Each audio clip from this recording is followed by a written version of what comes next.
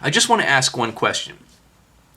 Who here, raise your hand if you think this, who here thinks that the social justice clan, the social justice mob, who here thinks they've learned anything significant? I mean, like, as an example, that they've learned that if you go to somebody's employer and slander them and try to get them fired, then your job is probably going to be at stake because people will come and find out where you work and, downvote your plumbing store or whatever.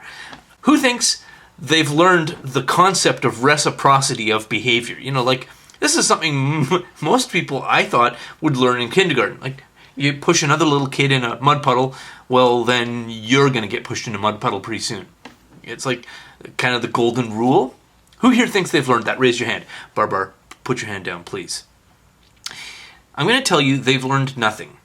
They have learned nothing. They have not connected the fact that they tried to slander and defame and smear and terminate the career of somebody based on a political disagreement, and that the backlash was basically the threat to the job, to the career, to the company employing the woman who calls herself Laughing Witch.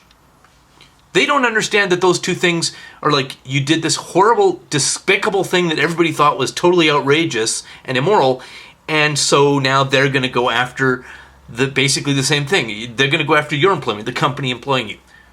No, there's no connection. They're not going to figure this out.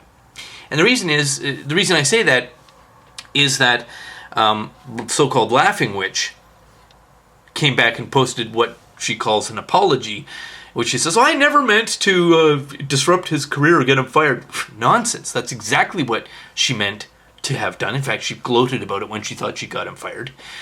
But then she links in the description bar of her video to a crowdfunding page for herself and her husband running this masonry repair, tile repair company, whatever the hell it is. So she's trying to profit from it. And Jenny McDermott is still flouncing around trying to capitalize on her own cultivated victimhood because she wants to become another Anita Sarkeesian. There's still no grasp here that when you do something outrageous and morally depraved and despicable to somebody, then, and you do it in the public view, in the public eye, and you brag about it, then the public is going to come and, try to exact some sort of retribution against you. And I'm just going to put a clip of one person's commentary on this that I think is typical. And this isn't an MRA response, this isn't an anti-feminist response, this is just a person, a member of the public, seeing outrageous behavior and reacting emotionally to what they want to do to the person that committed that behavior. Here's the clip. I hope that you are stricken with some condition that leaves you motionless and constantly in pain, lying in bed, moaning, groaning, crying, and screaming in agony. And they haven't learned. They're not going to make the connection. And, by the way, this vigilante action, which was what this attack on Dr. Phil Mason was, it was an attempt at vigilantism to try to excoriate and punish and destroy his life over a political disagreement, is nothing new. Is not a new phenomenon. This goes on all the time. I mean, we've heard feminists at atheist conference bragging about the termination of people's careers who didn't agree with feminism or who didn't agree with this or that particular feminist. We have a case in Canada where a man was charged with harassment, and that court case is still going on after many years, put him into debt, destroyed his career.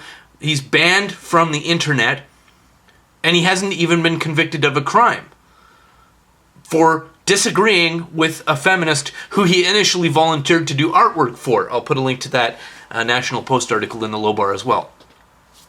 Vigilantism is at the initiation of feminists and social justice warriors becoming the norm. I mean, the rest of us don't want it. Like, you see the public responding, the sense of going to this Yelp page for the tile repair company and slandering them and basically destroying their business. But the feminists and the SJWs aren't going to learn. And what's going to end up happening is, because the courts now can't resolve grievances because we got rid of that thing called habeas corpus and due process and, assumed innocence or presumption of innocence, and people go to jail or get arrested or have their lives destroyed for disagreeing with feminism. I mean, not everybody has the job security of Dr. Phil Mason. The genie's out of the bottle. This is now a world in which social justice, or as we call it now, vigilante justice, is becoming normal. And where's that going to take us? Where is that going to lead us? It's going to lead us to vendetta as a means of resolving grievances. And the SJWs have not learned anything and aren't going to learn, except possibly that when they engage in this kind of behavior, they shouldn't brag about it afterwards, because then it'll splash back onto them. But if you think this is over, if you think this is like where a lesson gets learned, I'm sorry, you're sadly mistaken.